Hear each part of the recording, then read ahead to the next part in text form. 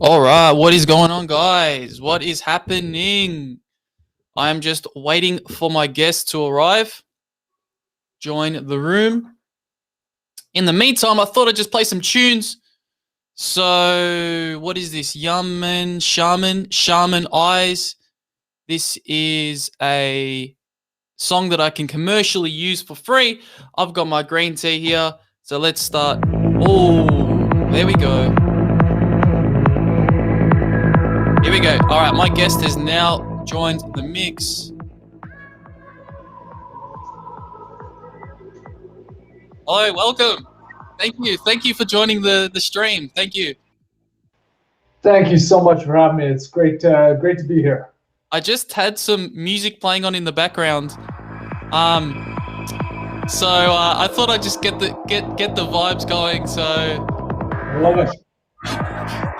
And that song's actually a shaman. That's actually a shaman song. So I thought it would build a bit of context into today's conversation.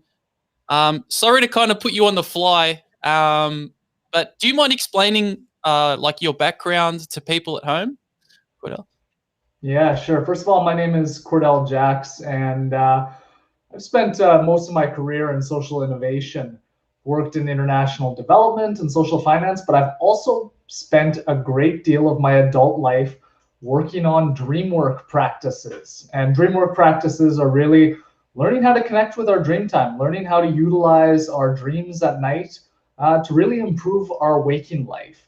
And recently, in the last years of my life, I've really doubled down on this practice. I've connected this with a lot of work in psychedelics, in personal development, and self-development and exploration to help myself and now help others really understand how they can make the most of these nocturnal musings of the night.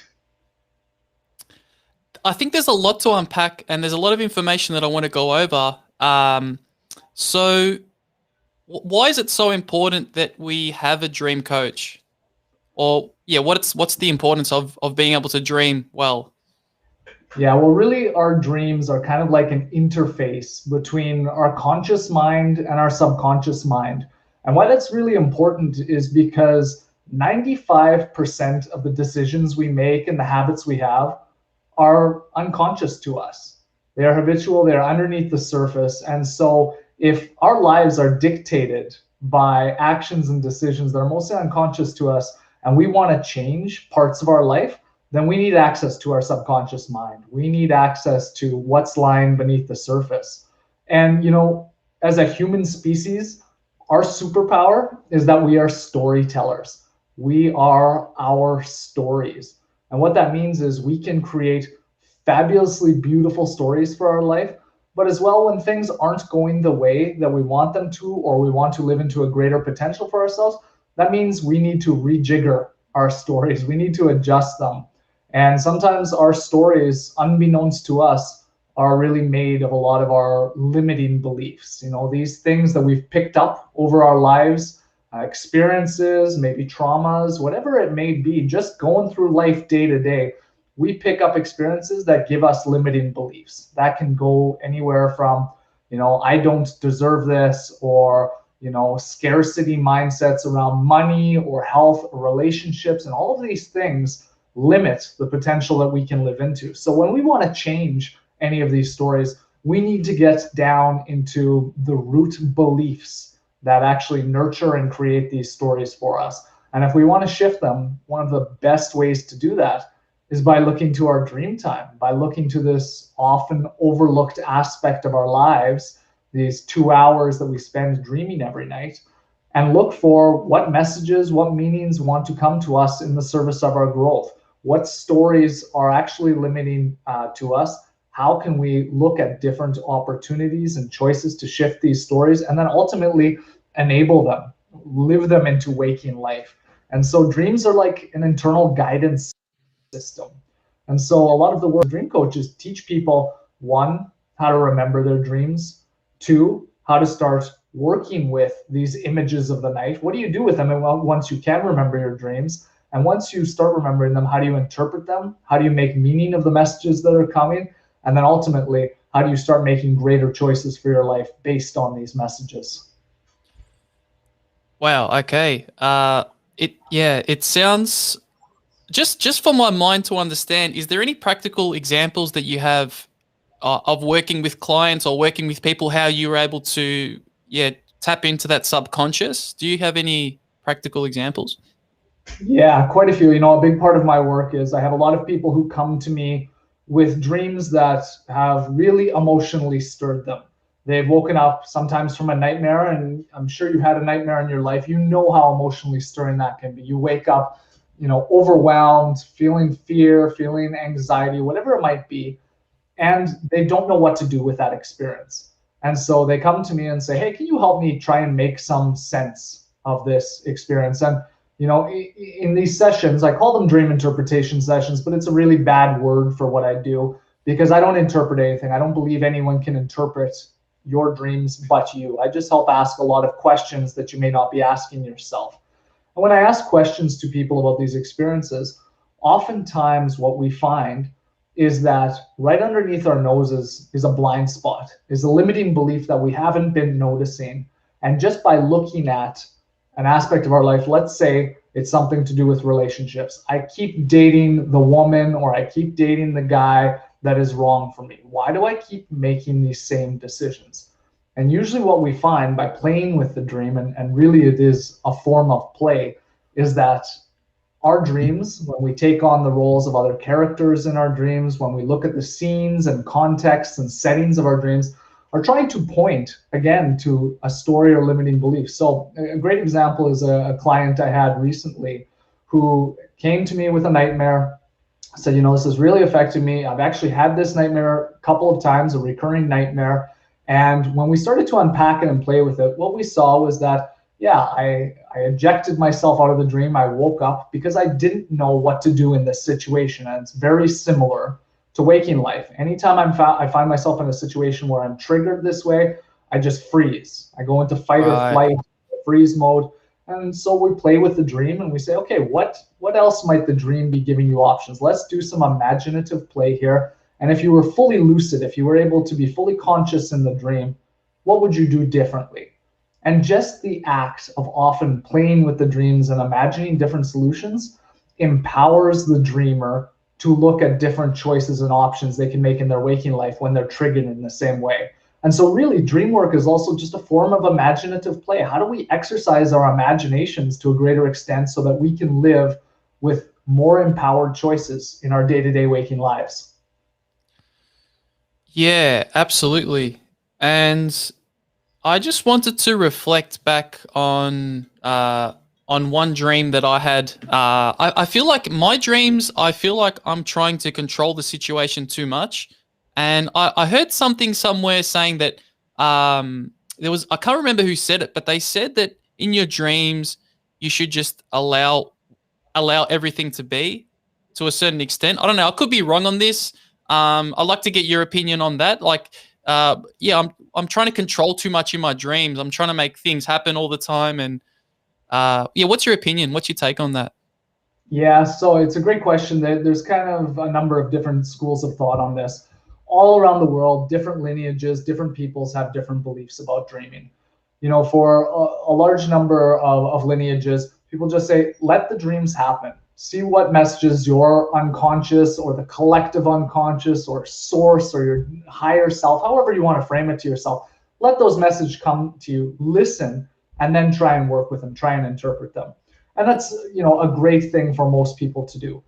For those people that are interested in learning how to consciously work with their dreams, what is also known as lucid dreaming, we can train ourselves to actually become aware that we're dreaming within a dream. And that's a very Right. empowering state because ultimately at the root of that, we are taking what is otherwise an unconscious state, dreams, where we're usually just a witness to it, and we are turning it into not just a conscious state, but a super conscious state, what most people describe as the most conscious feelings they've ever had. And so lineages like Tibetan Wait, can I dream just yoga. intercept Oh, you there? please. Sorry. When you said super, I'm just fascinated with the word super consciousness. Can you elaborate into that? Sorry to. I bet. Not at all. So can I ask you, have you ever had a lucid dream before? Where you I'm knew you gonna were say dreaming? yes. I'm gonna say like what is the definition of lucid dreaming? Is it like you're able to control yourself in your dream? Is that what you're asking? Yeah, good question. So there's degrees of lucidity, but ultimately it's being aware that you are dreaming within a Right. dream and exercising some intent in the Okay. dream. So all of a sudden you realize, holy cow, this is a dream. I want to fly. I know that I'm not constrained by waking reality, by gravity, so I'm going to do something extraordinary. I'm going to do something beyond regular conscious experience. And so Yep. it becomes a super conscious experience when you can all of a sudden fly, when you can all of a sudden shift the dream into another dreamscape. You know, people oftentimes in the beginning want to seek pleasure. They want to, as I say, fun, frolic, or fly. And when you have these experiences in the beginning, you're going, okay, I want to fly. I've defied gravity. Okay, now I want to make love to the woman or the man or the many women and men that I've always wanted to. You start having these Wow. beyond real experiences. And so that's why I say they're super conscious experiences. And what most people report, and most people can learn to lucid dream, and there's very few that can't get this practice down. But most people say these experiences feel more real than any experience I've ever had in waking life. Yep. Oh wow. I wonder. So, is there any way to get this super consciousness in normal life, in everyday awake life? Like that I think that would be something to strive for, a goal to strive for. Yeah, that's ultimately why we practice lucid dreaming. We are trying to go from an unconscious state to a superconscious state. Most of us every day in waking life go unconscious again and again and again. Our mind wanders, we stop just being present, we're thinking about the past, we're thinking about the future. And this practice of being uber present, this practice of living life as if you were lucid, as if you could do anything right now, staying in this, okay, maybe I can't defy the laws of gravity, but if I could do anything I wanted, what would I do? And acting as if is ultimately how we become lucid in our waking life, how we take every moment as if, okay, I may not be able to fly, but I'm going to make the absolute most of this moment, of this conversation we're having, of this breath that I'm taking. And so, really, lucidity practices, dream work practices are ultimately a form of mindful awareness. And what are all the lineages, traditions, and techniques on mindful awareness? But to be conscious, to be aware, to be present, to be fully in the now. Right. Wow. That's powerful. And do you have what's the trippiest experience you've ever had whilst in a dream state? We could spend hours talking about this, but you know, when I started learning to lucid dream, I did it by accident. I wasn't, and most people have this experience, oftentimes when they're teenagers. One night I just woke up within my dream, realized, holy cow, I'm dreaming, and started to fly. I'd heard about this. I just started to take off, and it felt incredible. I could feel the wind blowing through my hair. Then I started practicing techniques so I could induce lucid dreams again and again. And after some practice, and this was maybe years of practice, and it doesn't necessarily need to take that long, but for me, it was after many years of experimenting and trying different things in this limitless state. One night I realized in the dream, okay, it's kind of like that scene in The Matrix when Neo and Morpheus are fighting in the dojo. He says, is that really oxygen that you're breathing, or is that really air that you're breathing? And I realized, hey, why do I need to hold on to my sense of self? Why do I need to be Cordell in this dream? I could be anyone. I could be two Cordells. I could be a multiplicity of consciousnesses. In fact, why do I even want to be human? Why don't I learn to perceive in ways that are beyond the five senses? I'm not really seeing, I'm not really hearing. So let's expand my awareness beyond these senses. And all of a sudden, I became buffalo running through the plains. And I was a herd of buffalo. And it was an incredible experience. And while I was in that state, I was like, wait a minute, I don't even need to be a living sentient being. I want to become the ocean. And all of a sudden, and this is where it gets hard to speak about because our communication is based on our five senses and we're going beyond sensory here.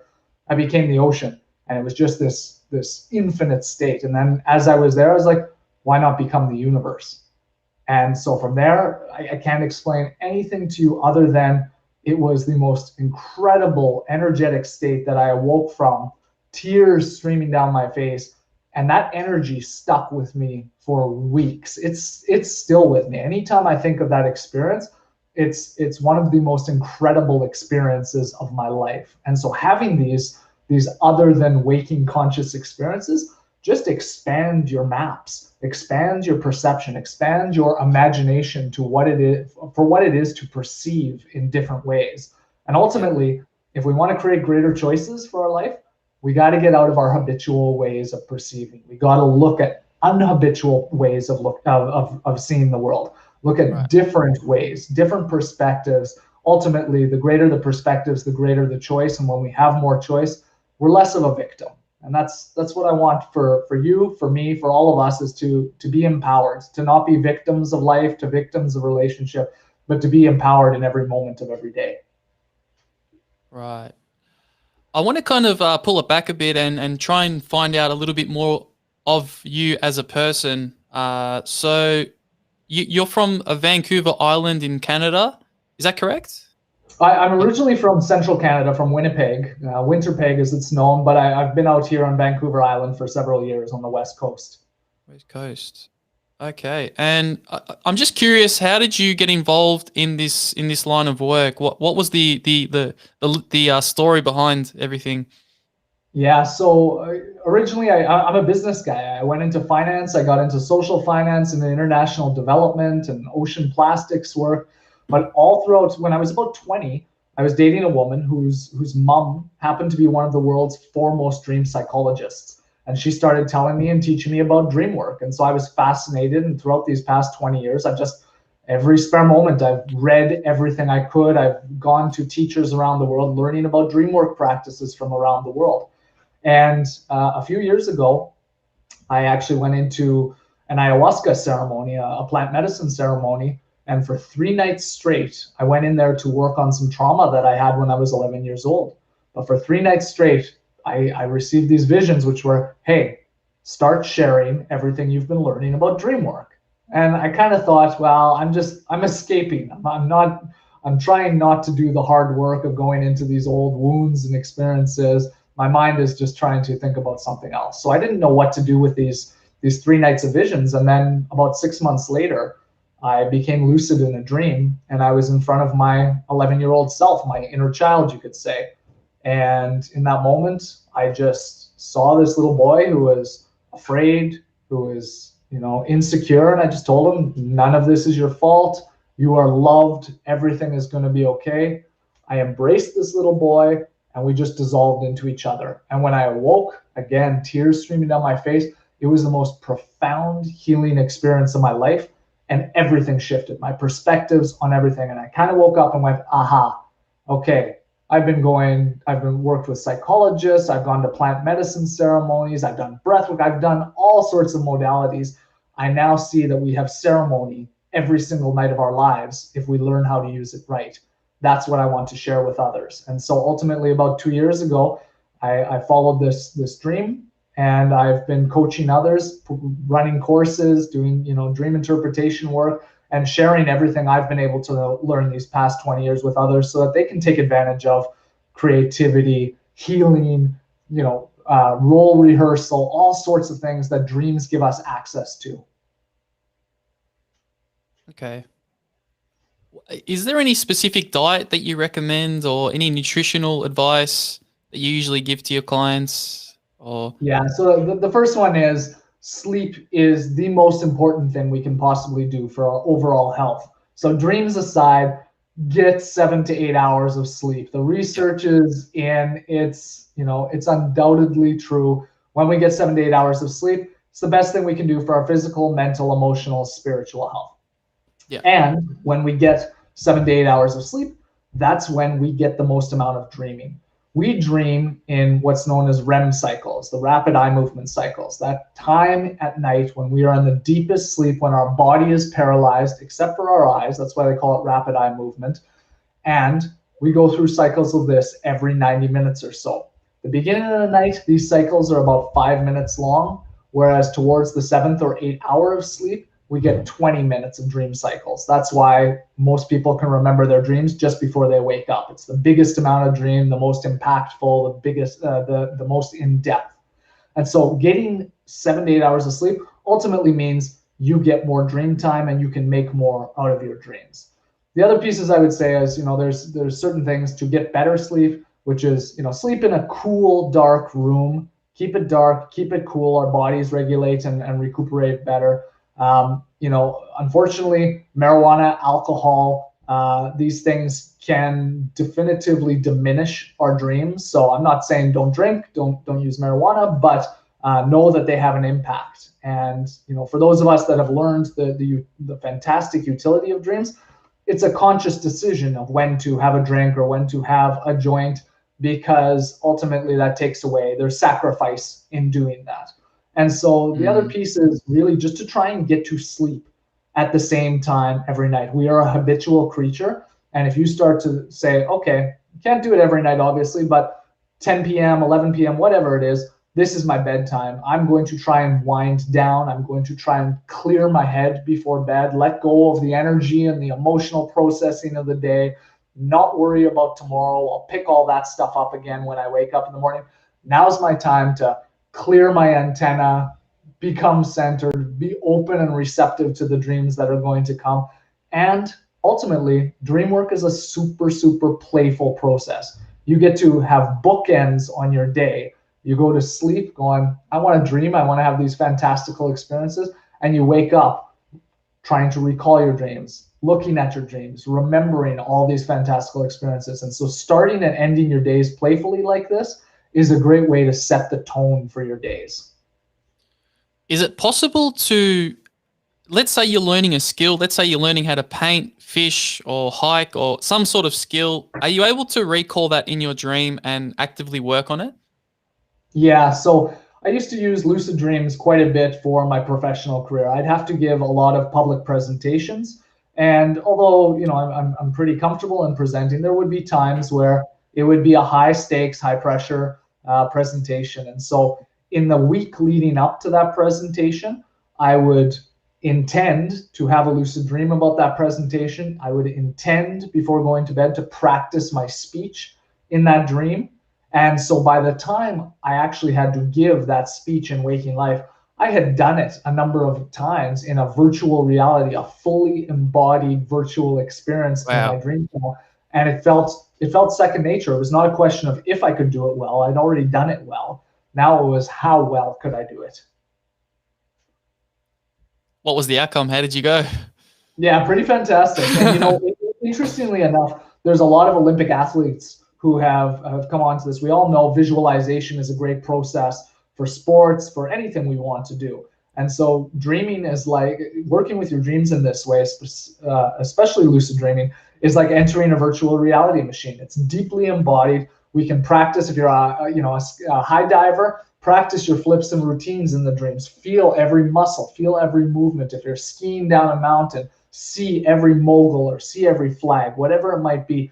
It is far more deeply embodied visualization than we can just do in our waking imaginative minds. So it's proving to be a fantastic accelerator for any kind of training that's out there, and a lot of people are catching on. Right. Okay. And just kind of, I usually play a bit of tennis, and I know that sometimes if I'm visualizing myself, if I'm kind of visualizing hitting the ball on the line, I feel like there's more chance of it happening. I don't know if it's a coincidence. I don't know if it's as you said, the visualization ability.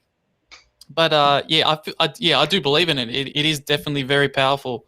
And you hear a lot of professionals. You hear a lot of professionals talking about it. So yeah, I mean, there's a lot of great research out there. I can't remember which university. I think it was the University of Chicago. One of the universities in the United States. They got two different teams of basketball players to go up. One team, they got practicing throwing free throws every day for a week for a number of hours.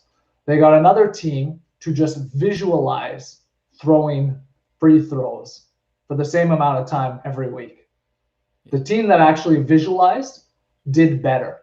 And there's a lot of keys to that, visualizing it, doing it correctly every time versus making the actual mistakes actually improved. It actually changed our nervous system. It changed our muscle memory to be doing that better.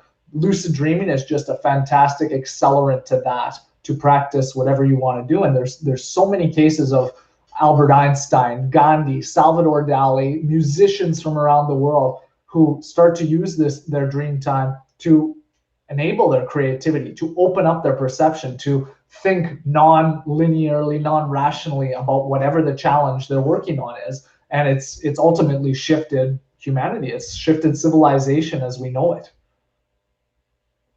What do nightmares generally refer to?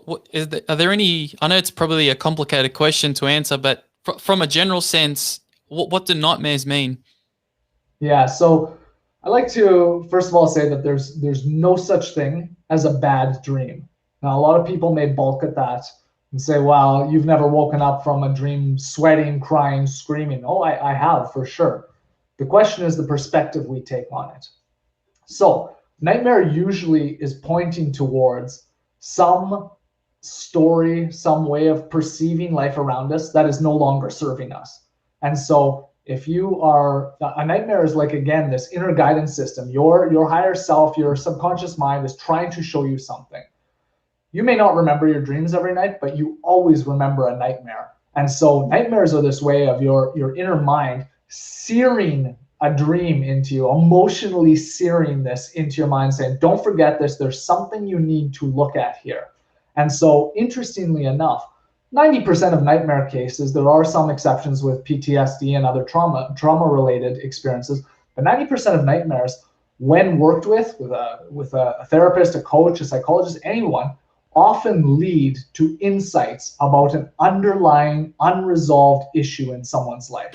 So I always say nightmares are actually the greatest gift our dreams can give us. They serve up on a silver platter the things that we most need to look at, that we are most likely not looking at in life. If we were looking at it, we'd make changes, and we do that in waking life. Because these things are often in a blind spot, they're often a limiting belief that is either going to psychologically hurt us or maybe even physiologically hurt us. They gotta catch our attention, and a nightmare catches our attention. So then the question is, what do you do with it? Well, you start to look at, where do things turn dark in the nightmare? What happened in the dream? And then all of a sudden, where did things go sour? And where did you eject yourself out of the dream? Often ejecting ourselves back into waking life is we are overwhelmed. We didn't have the intellectual or the emotional capacity or tools to be able to handle the situation. So our dreams, our nightmares are preparing us. It's like threat rehearsal. When this happens, not if this happens, but when a situation like this is triggered in waking life, you need to be prepared to think differently, to act in a non-habitual way, to not do the same things you've always done. When you play with your nightmares, when you look at them, like we said, when we imagine different choices for ourselves, we now have options as to how we can act differently and how we might resolve these limiting beliefs for ourselves. Right. Okay. And this, I've just got the audience in mind, and if anybody's listening right now and they want to start lucid dreaming or having these experiences, is there any advice you would recommend for people at home just to get started? Yeah, one of the first best things we can do to lucid dream is to take our cell phones and to set an alarm 5 to 10 times throughout the day. There's actual research done at Stanford Lucidity Lab, Lucidity Institute, where they've tested this. If you have an alarm go off 5 to 10 times a day, that's kind of the golden zone. Every time this alarm goes off, turn it off and ask yourself, am I awake or am I dreaming? So let me ask you right now, are you awake or are you dreaming? I'm awake. How do you know? Good question. Well, I don't know. I feel awake. I don't know. That's pretty much my answer to that. I feel awake. I don't know. See, this is the challenge. Our minds, through the history of civilization, have come to assume we are always awake. This is real. It's too cognitively taxing to always question our reality. When you're being chased by a saber-toothed tiger, it's not a time to question, could this be a dream? Am I in a trance? Did I eat some weird mushrooms? No, we always just assume this is real. And so the same thing happens in our dream time. Even when a pink elephant flies by us, we just go, oh yeah, this is real. We make sense. We assume this is real. What we need to do is get out of this habitual default mode of thinking, which is everything is real, by having alarms and checking our reality. The simple act of checking our reality, questioning our reality 10 times a day, ultimately plants seeds in our mind, in our psyche, to start doing that when we're dreaming. And all of a sudden, you do this for a week or two, all of a sudden you'll find yourself doing reality checks in your dreams. Am I awake or am I dreaming? And then we do tests. Well, if I asked you to say, am I awake? If I asked you to check if you're awake or dreaming right now, you could check, well, are the laws of gravity upholding themselves? Well, that pen just dropped. Yeah, I think gravity's real, so I'm probably awake. Can I see detail in any of the objects around me? Yeah, I can see in my microphone a lot of detail. In dreams, when we look at detail, the dream shifts. It's very hard to notice and focus in on something. How did I get into this room? Where was I before I started this podcast? Well, I know I was out in my kitchen and getting a glass of water, and that's when I came into the room. When we ask ourselves in a dream, how did I get here? Oftentimes we can't remember. So when we set these alarms, question, am I awake or am I asleep? Do a quick reality test on gravity, details, or location. Then we will start doing this in our dreams. And when we start doing this, we might look at the details in our hands and see there's actually 10 fingers on this one hand. And that will be the cue to become lucid. Wow, I'm dreaming. Now what do I want to do? Yeah, I don't really know where to go from there. Shit, that's you've got me speechless there. Wow. Well, okay. let me just say this. The rabbit hole goes pretty deep here, because once you start enabling yourself to access this very regular altered state of consciousness that you go into every night, it becomes a more and more important part of your life. And so all of a sudden, some of us might go to ayahuasca ceremonies or smoke a joint or take some mushrooms or do Wim Hof breathing or free dive or do anything that takes us into flow states or altered states so that we have these peak experiences. When you start doing this every night, this becomes an incredibly important part of your life. And you start to recognize, wow, I am a multi-conscious being. I'm not just waking consciousness. A very important part of my life is dreaming consciousness, this altered state as well. It brings meaning to my life. It brings insight. It helps me prepare for waking life. Waking life helps me prepare for lucid experiences that are beyond anything in waking life. And so your overall maps of experience in life become greater and grander. And I think there's something beautiful in that, in recognizing that we are a multi-conscious species. We need to take advantage of all these different states of consciousness to grow our mental maps, to grow, the meaning we make and relationships we have with each other, and ultimately, to some of the existential threats that we face as a civilization today. A big part of that is becoming a little less material and being in dream state, being a little ethereal, illusory, spiritual in that state, and embodying that as part of an important aspect of your lived experience really shifts who we are as a species. How's that for a rabbit hole? That was yeah. I don't know which rabbits are down there, but there's certainly some cool rabbits down there. Yeah. Kind of bringing it back to your history there. I'm curious to find out your experience with Egypt, the Buddhisms, and Toltec. Yeah. So interestingly, even dovetailing off what we were just saying there, most lineages and most societies around the world, and even to date, throughout the history of mankind, or humankind, I should say, have been polyphasic. That means honoring all states of consciousness. Whatever comes in dream, in shamanic ceremony, in waking life, in trance, any knowledge that comes from these states are revered and important. Here in North America, when we look at indigenous communities, their most important ceremonies came to them in dream time. They have built societies and cultures around this. We've done this all around the world again and again. And so when we look at the vast history of our planet and notice that, hey, a lot of where we come from is in honoring these states, honoring these visions, honoring these ideas and insights that come from this, well, let's continue to do that. It's done us quite well so far. So when we look at, the Buddhists, when we talk about dream yoga, practicing lucid dreaming is ultimately a practice for what are we when we are not attached to our body? How do we prepare for that ultimate dream at the end of time, our deaths here, as we go to, as the Buddhists would think of it, the Bardo state? What do we do when we are not attached to our body? Are we going to freak out and lose it, or are we going to go, I'm used to practicing this ethereal state, now what do I want to make with this? And they believe that they're tested, your attachments, your aversions, you've got some attachments, great, back into the karmic cycle for the next round until you learn to let go of these things.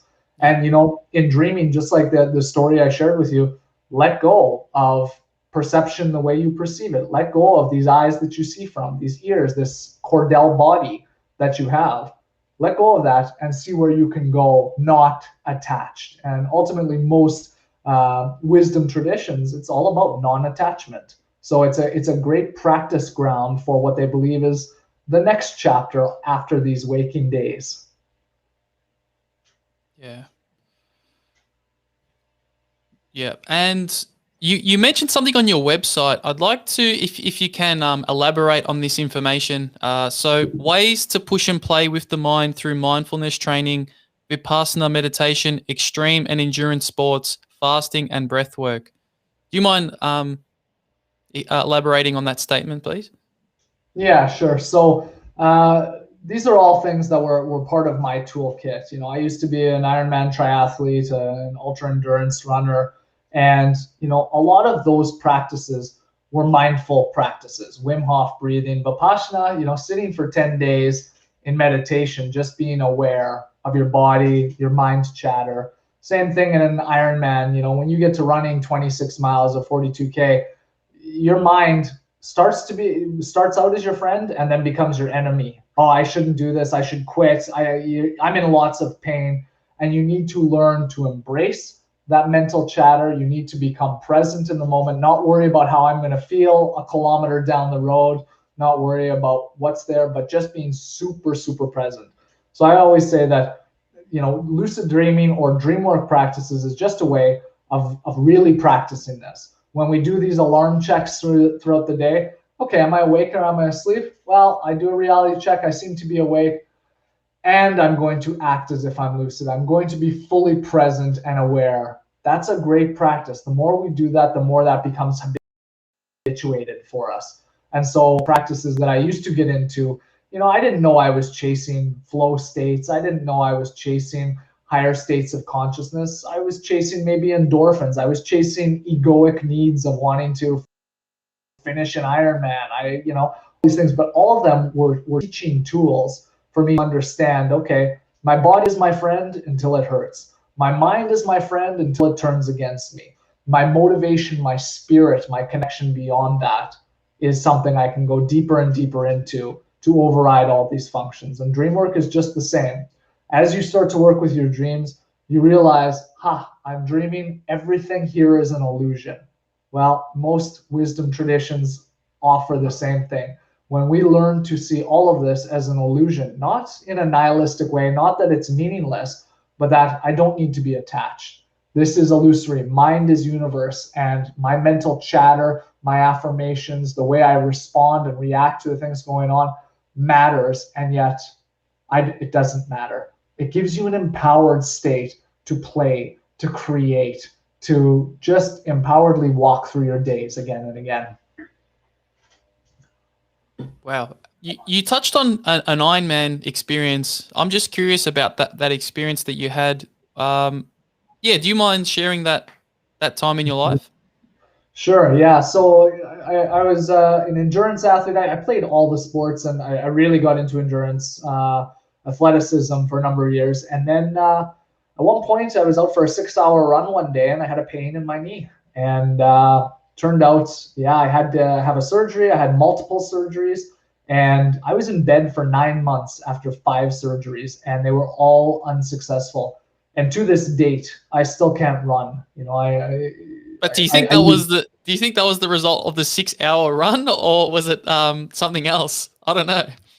Well, I mean, from definitively, I had football injuries from when I was younger. I had ACL repairs, so definitely endurance sports didn't help any of the stability of the knee. But from a spiritual standpoint, I was living in Cambodia. I was working across Asia and Africa, North America, Europe. I was running around continuously. I was making sense of change through constant motion. And from a very spiritual perspective, I kind of look at this disability, this loss of running, this loss of my knee, as maybe the universe saying, hey, it's time to sit down, settle down, and rather than running around outwardly, to go inward. And that's been one of the greatest gifts of my life. Rather than searching for meaning externally, I'm starting to explore my inner world and find that it's so much more nourishing than any award, any job, any entitlement possibly could. And that's been the biggest gift, one of the biggest gifts in my life. It's brought me to fatherhood, which is truly the biggest gift in my life.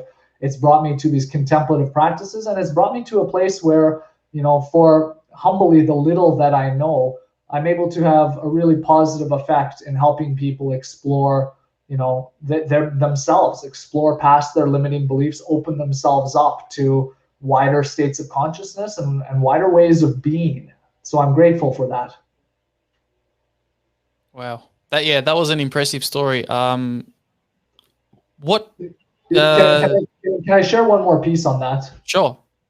Well, just losing my knee was destabilizing. It was hard. I had to grieve. I was depressed that I couldn't do the things that were such a part of my identity. And ultimately, after some time, I realized, hey, I can still run in my dreams. And so I intended to have lucid dreams where I was running. And one night, after intending this, so the big practice with dream work is setting intentions before bed for the type of dreams you want to have or the types of problems you want to try to solve. Set an intention to go for a run. I found myself all of a sudden aware that I was dreaming, looking down from my own point of view at my body, running through the streets of Phnom Penh in Cambodia, where I used to live, running along the riverside. I could see my chest heaving. I could see sweat dripping. I woke up from this dream panting, sweating, and ear to ear smile, just feeling wonderful that I got to experience hard running again. And although I can't do that in waking life anymore, that didn't, piss me off more. It actually supported my grieving process, my letting go. And also, again, I can do anything in this state. Although we're all going to lose our faculties sooner or later as we get older, can we learn to explore them to even greater depths, again, not attached to this waking material world that we live in? Yeah, I agree. Yeah, I'm on the same side as you. All right. Well, it's coming up to, we've almost hit the 45-minute mark. I might almost. Well, I'm thinking about finishing it off on how can people reach you and how can people find out more about you? Yeah, thanks so much for offering. My name is, again, Cordell Jacks, and my website is Cordell, CordellJacks.com. And that's my dream coaching site. I'm sure we can link that. And yeah, I'll put a link in the link in the description. On Instagram, I'm Cordell.Jacks. You can find me on Facebook as well, Cordell Jacks Dream Coach. And on my site is all my courses that I offer, the one-on-one dream interpretation work. I do one-on-one coaching, and I do private client coaching. So starting to work with corporations whose teams are working on problems and want to utilize design thinking, creativity, innovation, inspiration, imagination to help solve these problems. And hey, rather than dreaming just being downtime, just being unconscious time, again, let's utilize the 1/3 of our life that we find asleep for super consciousness to solve the biggest problems that we have, both personally and as a civilization. Thank you for sharing that. And thank you for your time, Cordell. And As you mentioned, if you want to achieve that super conscious state, you can get in touch. I'm going to put all the links in the description, and enjoy your day, guys. It was a great time. Thank you. Thank you so much for having me.